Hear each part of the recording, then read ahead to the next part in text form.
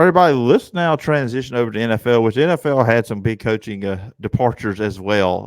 That's the last, not just this week, just the past few days. That's all it's been. Bill Belichick, Pete Carroll, even Mike Vrabel in Tennessee. Of course, we know the Nick Saban news as we have gone over the first half of this show today. But joining me is Matt Barbato. You can check him out over at the Fantasy Pros and Betting Pros. We are going to be going through and previewing and slightly breaking down these playoff games coming up this weekend, Super Wildcard weekend. And Matt, I appreciate you coming on. Yeah, Phillip, thank you for having me. It has been an eventful week for sure, but we can put the coaching carousel aside now. Thank you, Nick Saban, for your service. Enjoy your retirement. It's time for some games. It's time for games that actually mean something. So I'm so ready for this weekend. Yeah, just I guess we all expected Bill Belichick, right? Right. That was kind of like the worst kept secret that him and the Patriots were going to part ways. The Pete Carroll one kind of caught me off guard. Did it catch you off guard? Not a ton. I don't really. I mean, yes, they made the playoffs last year, but this is the third year in a row where the Seahawks have kind of fallen off a cliff at the end of the year. And, I think the Geno Smith experiment last year worked out and it was a wonderful surprise. But the fact of the matter is, despite all the personnel that team has, their defense is still pretty lousy. The offense, it's just like, again, another unit with a ton of talent. You've got Ken Walker and DK Metcalf and Tyler Lockett, and they couldn't seem to put it together. And I think just the way the year ended with Seattle losing that game to Pittsburgh in Week 17, I think that kind of had the writing on the wall for Carroll once they were eliminated. So, yeah, I think the game's maybe passed him by a little bit. Great culture guy, great CEO of a program, but I don't think X's and O's were ever his strength, and I think he was getting exposed once his personnel went down. Yeah, and he's an interesting guy because this is also one of the best college football coaches too, from Right. what he did at USC and then what he did at Seattle. He was so close. Just to think about how close he was to having two Super Bowls. Yeah. So that would put him in it completely opposite guys between him and Bill Belichick. I would like to see just like those two have a joint practice together, like they were coaching the same team. They're they're like co-head coaches. I just would like to see Pete Carroll's rah attitude getting on Bill Belichick's nerves. Yeah. I don't think that would mesh. I'm trying to think if back in the day, maybe under like Parcells, they worked with each other because it seemed like everyone came from the Parcells tree. But I don't know if they ever overlapped. But yeah, that would be quite the contrast in styles. So, looking at these games, I'll let the audience know we're going to go in order, we are going in order. But my plan was AFC first, just kind of get that one out of the way, and do the NFC, which I think the AFC is a little bit more compelling. I think not as much as an overwhelming favorite, in my opinion. But who would have thought the first game, which it seems, man, it feels like anytime the Texans are in the playoffs, they have the 3:30 NBC game. Yes. It's just every single time. But the Browns, with the Joe Flacco-led Cleveland Browns at 11-6, are playing the C.J. Stroud-led Texans at 10-7 this year. The Texans, the AFC South champions, because the Jaguars just tripped all over themselves. Cleveland's 2-point favorite here, though. The over-under is 44.5. Just what are your initial thoughts on this one? My initial thought when I saw this game was, how do we have a playoff game featuring these teams? Just like, let's give them credit for everything they've overcome. The Texans go from a 3-win season last year to now winning the division in 10 games. And CJ Stroud is clearly should have been the first quarterback off the board, and he's been fantastic. And it's just an exceptional turnaround in a division that was more wide open than we thought. And then you've got Cleveland, who is just, God, remember when they were starting Dorian Thompson-Robinson against the Ravens in like week 4? Like, they have just Kevin Stefanski should get more votes for Coach of the Year. Mm-hmm. He won't win it. I'm sure it'll be like Dan Campbell or maybe Harbaugh. But man, he should get some votes because what they've overcome with all of their injuries on defense, the Deshaun Watson fiasco. Remember Nick Chubb? That was a week 2 injury. It's pretty incredible how we've got both these teams in a playoff game and a rematch from Christmas Eve, where the Browns kind of pounded the Texans. That was the game where Amari Cooper had like 260 something yards, just ridiculous. So I think you'll see Houston come into this game with a very concerted effort to contain Amari Cooper. And it'll be curious to see how Joe Flacco, who again, just like Joe Flacco was in the playoffs in 2024, who's he going to spread the ball to? I think we'll see a lot of Njoku. I don't think Cleveland's going to have a lot of success rushing the ball, but I do think they'll be able to expose Houston over the middle of the field with guys like Njoku and Elijah Moore out of the slot. And while it's crazy to say this, I mean, I think I'm taking Joe Flacco on the road at 67 or whatever he is years old against the rookie head coach and rookie quarterback combo at home. CJ Stroud's had a tremendous season, deserved to be rookie of the year. I just think it ends against this Browns defense that'll benefit from the week of rest. And I think, while they haven't been good on the road this year, actually all of the Browns road games have gone over the point total, which is kind of weird for how dominant they are. You perceive them to be, but I think you get a more locked in effort here from Jim Schwartz and his group. And I just question how good the Texans really are. I don't think they've really played the hardest schedule. They haven't really beaten a ton of great teams. I think the Browns ultimately win this game. I think it's going to be a close one. I think it could be a high-scoring game, just given what we saw last time these two teams played. But, yeah, I don't know. Maybe I'm crazy, and we'll look back at this on Saturday night and laugh. But I'm going with Flacco. I just think they're the more well-rounded team. Yeah, I was about to ask you which quarterback do you trust more, the rookie or the chiseled veteran? But it sounds like it is the chiseled veteran Flacco. And look, Flacco now he's played well, but he'll give you some opportunities at some interceptions. In his 5 games, which they're 4-1 in their last 5, he has thrown 8 interceptions on the year, 13 touchdowns. So it's I think he had a 3 interception game a few weeks ago, but they still won. And you're right. Their defense is awesome. The best in the NFL, yards per allowed per game and the pass and Myles Garrett getting after quarterback. And I guess that's the kind of thing I worry about too with CJ Stroud, the pressure getting to him. One is the pressure of a playoff game. Yeah. And you're at home. And then number 2, you've got Myles Garrett breathing down your neck. Yeah, it's a lot to ask for out of a rookie quarterback. But you know what? Stroud has defied the odds the whole way. He was passed up for Bryce Young. He led the Texans to the playoffs, and probably maybe he's just that type of guy who just, as an underdog, he lives up to the underdog status. And I think this will be a close game from like a pure betting perspective and like picking this game. It's really tough. Like I think this is as close to a coin toss as we have on this slate. But yeah, I'll take the better coach, I think, in Stefanski too. And I don't love this Houston defense. I just don't. I think it's the worst unit in the game.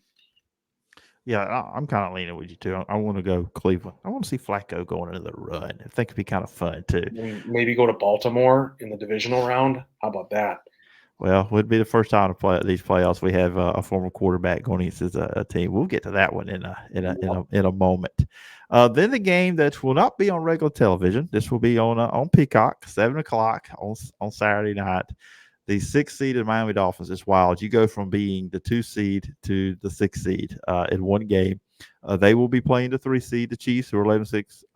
The Chiefs are a 4.5-point favorite. The over-under is 43.5. I don't think weather is going to be a good situation for either team. And the Dolphins are just beat up at receiver. Jalen Waddle and Tyreek Hill are both hurt. Devin Achane, he's hurt too as well. And Miami's 1-5 against playoff teams. Their one win was against the Dallas Cowboys, which that was kind of one of them games that's kind of looking in the mirror. Miami and Dallas, kind of the same thing. And these two played each other in Frankfurt back on the 5th of November. Kansas City won 21-14, was up 20-0. Just does this feel like to you it's not going to be an easy win for Kansas City because nothing's really been easy for them this year, but a game that they definitely should win. Yeah, it's such a shame. I was so bummed when I saw Miami drew Kansas City because I was really, even like a Cleveland, any of these wild card teams, I probably would have taken my chances with picking them over the Chiefs, just given the way they're playing right now. And the fact is, I just don't think the Chiefs are that good. But given, God, Miami is just so banged up on the defense. And you mentioned Waddle and Mostert and Achane, who have all missed time, but the defense is really, really banged up. I mean, they're down to like Bruce Irvin, who they just signed this week to play edge rusher, outside linebacker. Like they are just totally decimated. Um, and I'll the Dolphins went to Buffalo last year with Skylar Thompson and lost by 3 in another terrible weather game. I think people who think Casey's going to go out and blow out this Dolphins team are a little far fetched in thinking that. But yeah, I think Mahomes and Kelsey are going to be enough against a shorthanded defense to just squeak out a win. It's kind of going to be an ugly game, I think too. I mean, it's kind of good this one's on Peacock because I think you see Chiefs and Dolphins and you go, oh my God, it's going to be in the 70s, points wise. But Mm-hmm. I don't think so. And the Dolphins defense under Vic Fangio has been really scrappy. If they can just get their personnel a little healthier and, just plug some holes with the injured guys, I think they'll be able to contain this Chiefs offense because the whole point to containing the Chiefs offense is just taking away Travis Kelce, covering the middle of the field and go, okay, Rashee Rice, okay, Marquez Valdez-Scantling, okay, Kadarius Toney, go beat us. Now, will Andy Reid maybe revert to a more running game approach in the playoffs? I think that would be a smart move. I think Isaiah Pacheco is a heck of a running back who just doesn't get enough opportunity. But I think maybe if Kansas City's going to go on a run here, they have to kind of change their identity and go to more of that run-oriented attack. And I'm not saying turn Patrick Mahomes into a game manager, but I think you need to let the run set up the pass here, and you got to throw another dimension into things when your weaponry is so shorthanded.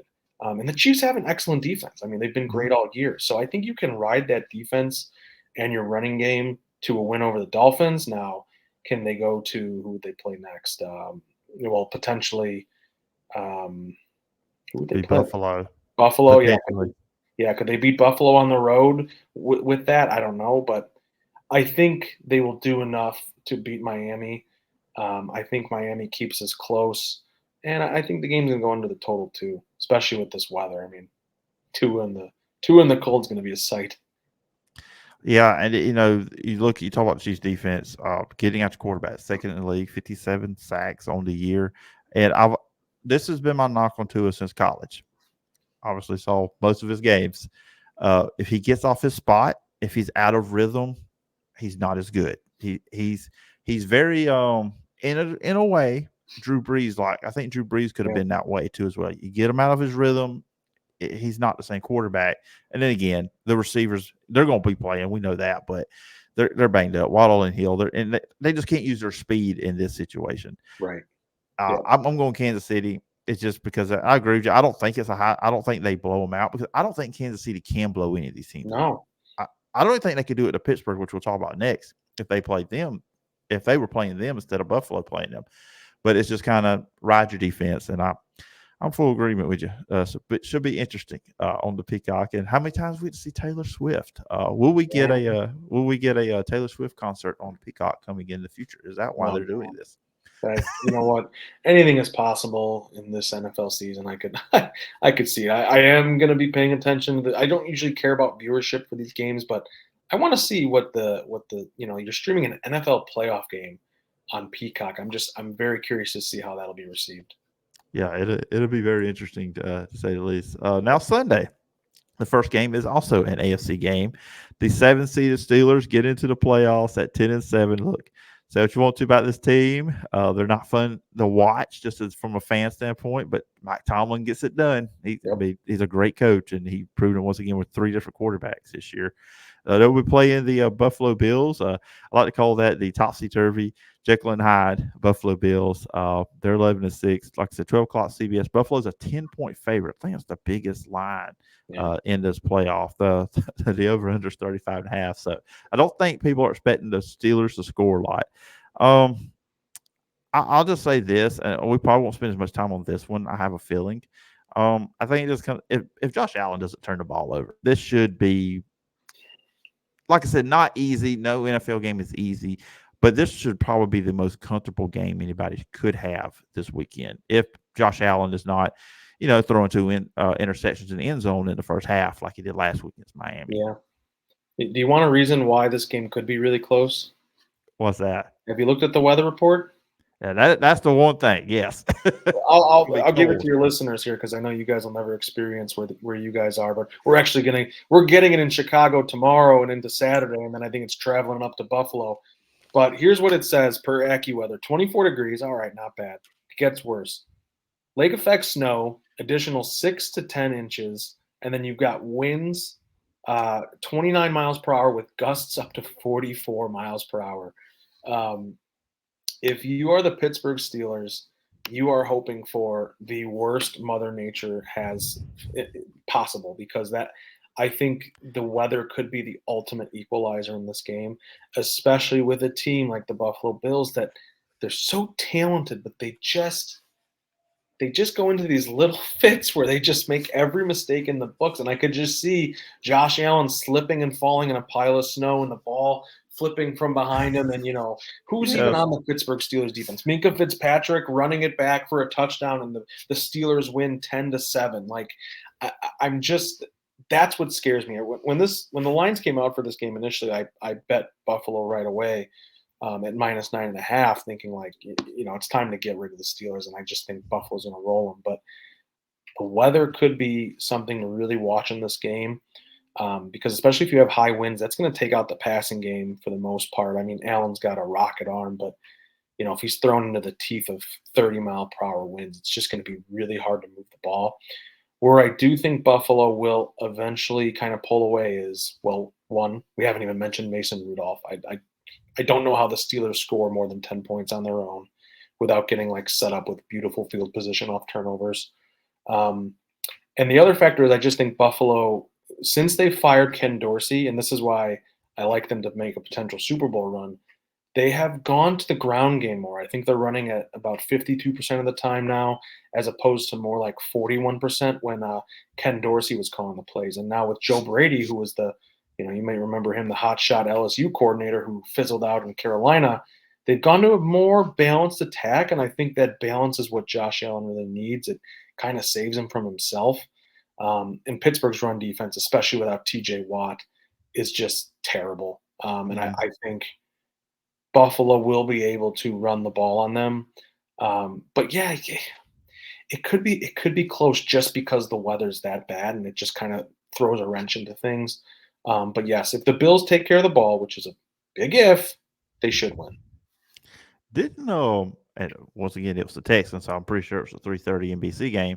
What about one of his first playoff games? He had a moment where he was running down the field and he just all of a sudden just flung it backwards for He I did. don't Yeah, I remember exactly the play.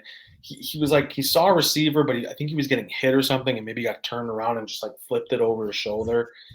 It's just that, and that's the thing. It's like I want to love the Bills, as just a fan, but they just go into these moments of just insanity. So, are they the biggest threat to the Baltimore Ravens in your opinion? I think so. From a talent perspective, I mean, turnovers and everything being equal, I mean, you look at the AFC, I don't think the Chiefs are going to go on a run. I don't really buy into any of the wild card teams making a run. I don't think Houston's making a run. So, yeah, I think kind of by default it's Buffalo and Baltimore. Those are the top two teams in the AFC. I just don't see KC, Houston, Cleveland. Definitely not the Steelers, going on any sort of run. Yeah, I'm agree with you. It's going to be interesting though if the Chiefs do win this week. Patrick Mahomes will play his first ever road playoff games Yeah, next week. So which is crazy. it is. So that was up in the NFC at 3:30 on Fox, the first one. I will try to remain professional in this portion of the show. The Green Bay Packers, who just got in the playoffs at the 7 at 9-8, will be playing the Dallas Cowboys, number 2 seed, who are 12-5 this year. Like I said, 3:30 on Fox. The Cowboys are a 7-point favorite. The over/under is 50.5. The Packers have won 9 of the last 10 against Dallas. Of course, that was Aaron Rodgers. But that was not Jordan Love. This is his first crack at Dallas. It was kind of interesting. Brett Favre struggled against the Cowboys throughout his career. Aaron Rodgers pretty much owned them. So Jordan Love, which side are you going to be on? I'll tell you, in my opinion, the Packers win or lose this, the season is success. No one Oh thought yeah. they was going to be in the playoffs with this young of a roster, the youngest team to ever make the playoffs. Jordan Love has been without Aaron Jones most of the year. Now he's been back the last 3 weeks, 100 yards, all three. Christian Watson's been in and out of lineup. Romeo Dobbs, the offensive line, the defense hasn't been great at times. So this is a win. They could lose by 30. I think Yeah. this season is a win for the Packers. Um, do you see them having any chance in this game against Dallas? Oh yeah. Come on, it's the Dallas Cowboys in the playoffs. I mean, how can you not give Green Bay a chance? Honestly, what has Dallas done besides demolish, I think, the Buccaneers last year on the road? This current Dallas team, what have they done to earn our trust? I mean, really, like, and you made the comment about Dallas being a mirror image of Miami. They seem to just always come up small. And I still think of that play where against the Dolphins, Tony Pollard was like he could have lunged into the end zone. He was right at the goal line and he somehow turned his body around away from the goal line, got tackled short of the goal line. And then McCarthy calls like a fullback dive and the guy coughs it up and Miami recovers. Like that is the Dallas Cowboys in the playoffs. Now, from a pure matchup perspective, yeah, I think for as bad as Green Bay's defense has been, I think that sort of bend don't break Joe Barry style of defense could be very successful against a Cowboys offense that kind of relies on explosive plays from CeeDee Lamb. They can't really run the ball well, and that's where the Packers are pretty weak. And I just, as good as the Cowboys defense is, Jordan Love has been just awesome too. And that's with no weapons. I mean, it's crazy how many, it's been a revolving door at all the skill positions. And he's putting up a tremendous season. So I do think the Packers have a very good chance to pull off the upset of the weekend. I took them plus the 7 points for sure. I don't know if I'll go quite as far as giving them the win, just because I do have concerns over that defense. But I think the Packers give McCarthy a little run. And how poetic would it be if the Packers end up upsetting Dallas at Jerry World and send Mike McCarthy to the unemployment line? Yeah, that'd be another thing. The Mike McCarthy, we don't have the Aaron Rodgers part of this anymore. So Yep. it's just the Mike McCarthy. That's the one connecting tissue of this, because there's really no one left in Green Bay that Mike McCarthy coached Right. when he was in Green Bay. And I know, I guess it's just for me. And with Jair Alexander getting hurt in practice this week, going up against CeeDee Lamb, that's a scary situation for the Packers, because you need all hands on deck, because no one's been able to guard CeeDee Lamb all year. 135 catches, over 1,700 yards, 12 touchdowns. So I kind of worry that the moment might get too big for Green Bay, because their first playoff game and this young of a team. But then again, you don't know what you don't know. So maybe they're just coming there, and ignorance may be bliss this week. So we'll see. I'm going to go with Dallas. I think Dallas is going to win the game. I could see it. I could see it being really close to because it's the Cowboys, or I could also see Dallas blow out. Yeah, It's one of them things. totally. I mean, and last thought is just, we don't know what we don't know, but we do know Mike McCarthy and we do know Matt LaFleur, and I think I'll take him in the coaching matchup any day of the week. Even maybe not Joe Barry over Dan Quinn, but Dan Quinn in some of this team's biggest moments against the best offenses hasn't put out the best game plans either. So I think this game is going to be competitive the whole way. Yeah, and I'll say one more thing on this. Yeah, as a guy that's been a Packer fan since the '90s, I've seen Favre and Rodgers play. Everybody keeps comparing him to Rodgers. I see more Favre out of Yeah, Jordan Love. Just, I agreed. don't know. He's more risky and with the ball, which I actually like, because Aaron Rodgers was, I think, afraid to make a mistake in a playoff game. I don't think Jordan Love is that guy. That's what Brett Favre was. So Yeah. in 15 years, he'll be coming to your team, the New York Yeah. Jets. So Yeah. And then wax poetic about COVID vaccines. let's jump into. I think outside. Okay, everybody, y'all know I'm a Packers fan. So, but outside of that, I'm looking forward to the Sunday night game the most. Totally. The 10-7 Rams at the 12-5 Lions. 7 o'clock NBC. The Lions are a 3-point favorite. Over under 51.5. The biggest over under this weekend in the playoffs. And who? So is Matthew Stafford returning to Detroit? But you got to look. Everybody's talking about that. This is a revenge game for Jared Goff. Yeah. Sure is. It sure is. So what's in this matchup sticks out to you? I'm gonna go ahead for you pick. I'm gonna call it. I'm gonna call an upset. I think the Rams are gonna beat the Lions. But what are your thoughts on this one? This is our first. What do we got? We went into 4 games so far. This is our 4th game, and this is the first disagreement. I I'm taking the Lions, and I will explain why. Well, obviously, I'll explain why I'm on your show, but that was a dumb segue. But anyways, look at the Rams' schedule, and you don't have to do this now, but your listeners, just pull up the Rams' schedule and tell me who they've beaten. It's a whole lot of nothing. The wins include Seattle twice, Arizona twice, the Giants, the Saints. They have not. They have done a great job considering how bad they were last year, and I give Sean McVay full credit. Considering how bad things flamed out last year, they've done a wonderful job of making the playoffs. Kudos to them. It was not easy to rebuild this roster that had just gone all in for a Super Bowl and felt the effects of that. But they went 1-6 against teams that made the playoffs this year. The Rams just did not do a very good job of punching up to superior competition. Now, that's not the only reason why I like the Lions. I think, the Lions defense, I'm not going to sit here and tell you it's a great unit. I think it's hilarious that Aaron Glenn is getting head coaching interviews because this unit is really not that good. But they do 2 things well. They stop the run at a very good rate, and they are the best team in the league in terms of pressure rate. And the best way to beat Matthew Stafford is putting him under duress often, because he's obviously not very mobile. And the same goes for Jared Goff, but the Rams have not been as good at generating pressure. And I think this is one of those games that gets decided in the trenches. Aaron Donald's great, but the Lions have one of the better offensive lines in the league. And the Rams defense, they just don't have a ton of personnel around them, around Donald, I should say. They're pretty inexperienced in the back end. So even without Sam Laporta, I think Goff is going to be the more comfortable quarterback in this game rather than Stafford, who I think will be constantly under duress. And I think it's just going to be a crazy home crowd in Detroit. I'm not saying the Lions blow out the Rams by any stretch. I think it'll be a good game, but you know, considering that Cooper Cup hasn't quite been right, I think the Lions can take away the running game that sets everything up for McVay with his motions and his play actions.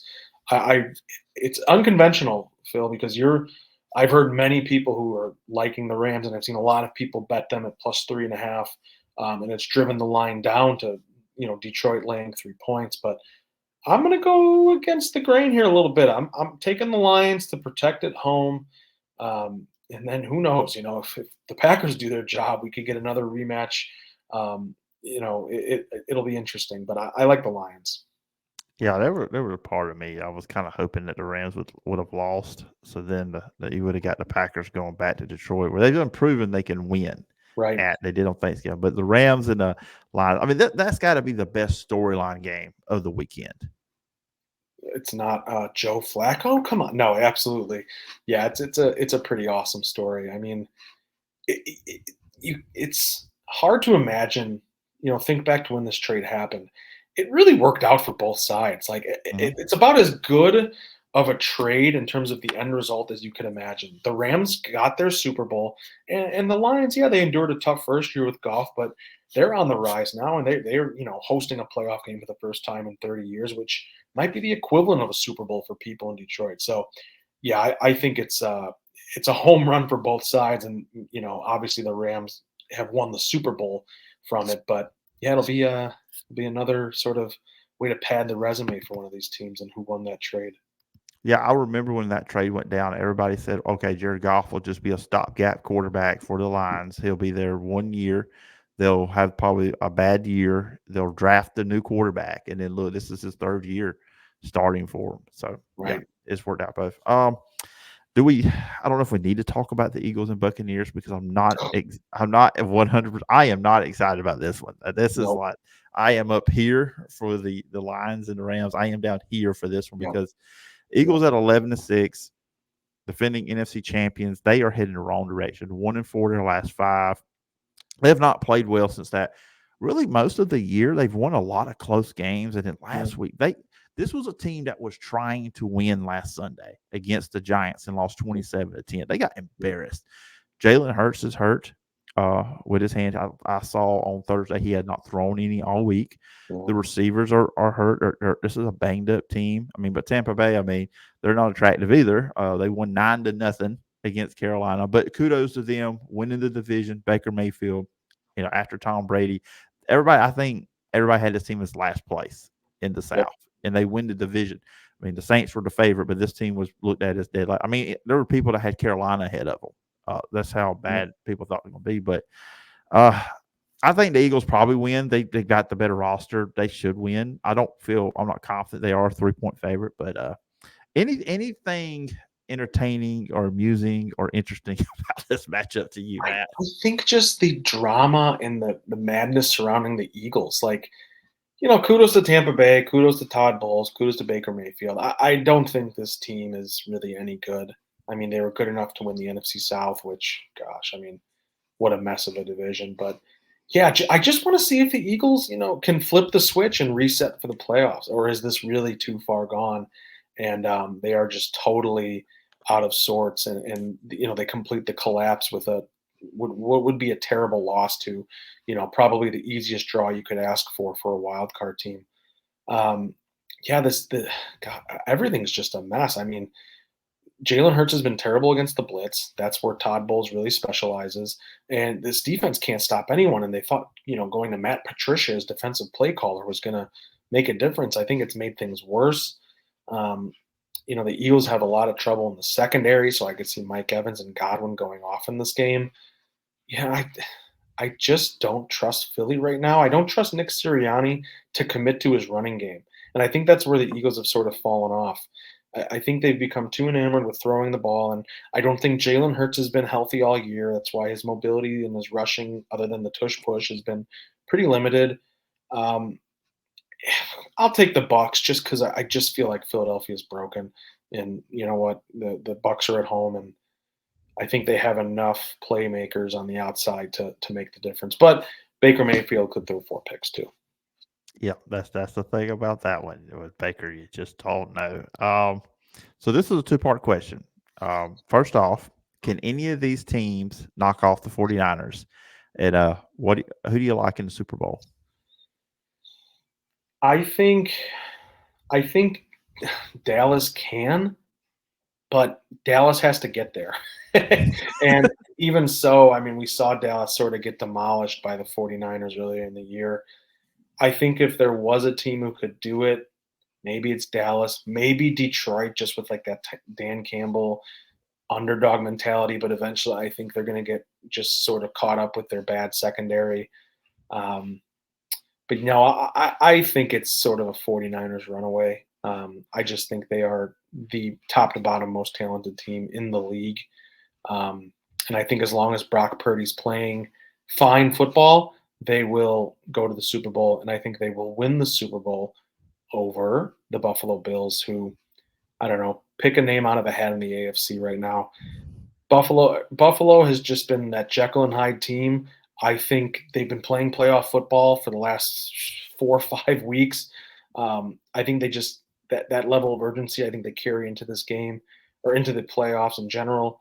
And I think they have enough talent to beat Baltimore, even at Baltimore. We haven't seen Lamar Jackson do it yet in the playoffs either. So, Mm-hmm. I think the Bills have that talent up front if they were to play the Ravens to contain Jackson in his running game.